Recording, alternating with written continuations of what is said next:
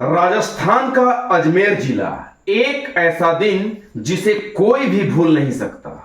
सिलौरा हाथी खान रोड पर दोपहर के उजाले में एक महिला का गला काटकर उसकी जान ले ली जाती है।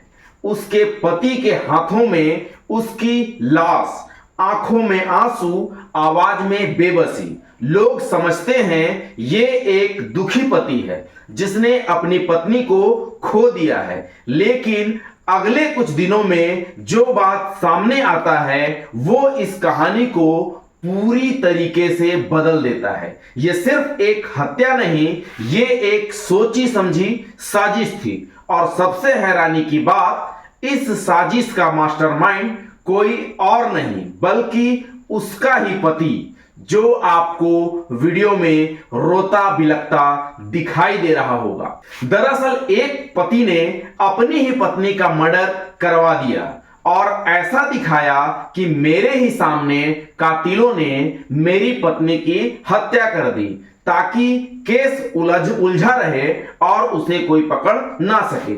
आइए मैं आपको विस्तार से पूरा घटनाक्रम बताता हूं। 9 अगस्त 2025 रक्षाबंधन का दिन, संजू सैनी उम्र 32 साल मायके गई हुई थी। अपने भाई को राखी बांधने के बाद मायके में ही रुक गई।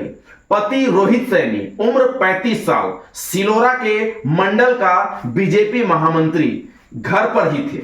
10 अगस्त की सुबह रोहित ने पत्नी से बात की। दोपहर में हाईवे पर लेने आने की बात हुई। दोपहर 1:15 बजे संजू बस से उतरती है। पति बाइक लेकर वहां पर पहुंच जाता है। दोनों एक साथ बाइक से निकल जाते हैं। करीब 1:30 बजे सिलौरा हाथी खान रोड के पास रोहित के मुताबिक 2 बदमाश बाइक पर पीछे से आते हैं, टक्कर मारते हैं और दोनों गिर जाते हैं।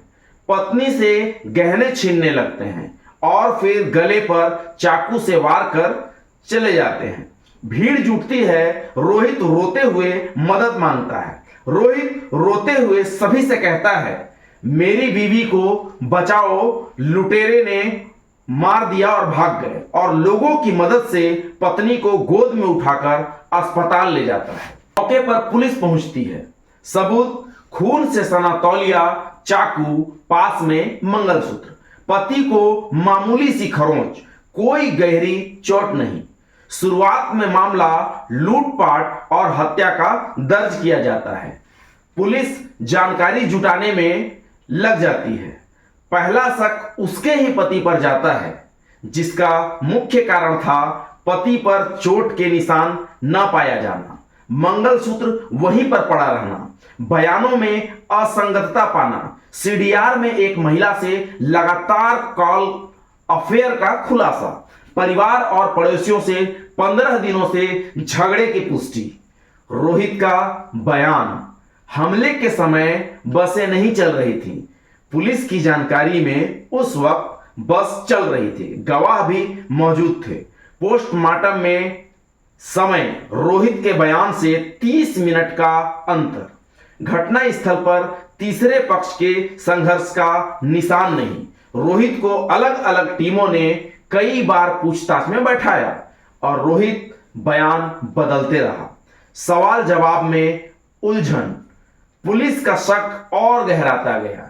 जब पुलिस ने अपने पुलिसिया अंदाज में पूछा, तब रोहित ने सब कुछ कबूल कर लिया।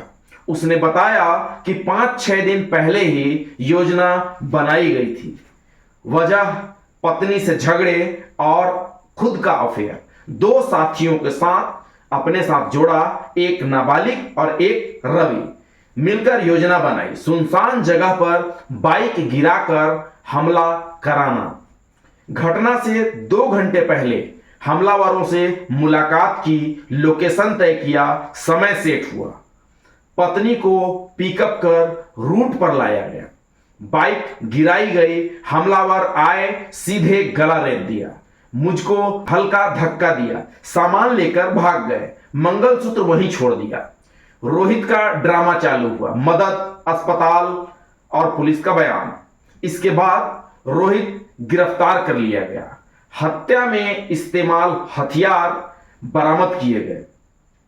अन्य आरोपी की तलाश जारी है। एक तो नाबालिग है और एक रवि नामक व्यक्ति को पकड़ लिया गया है। संजू के परिवार का बयान, हमने कभी नहीं सोचा था कि पति ही ऐसा करेगा।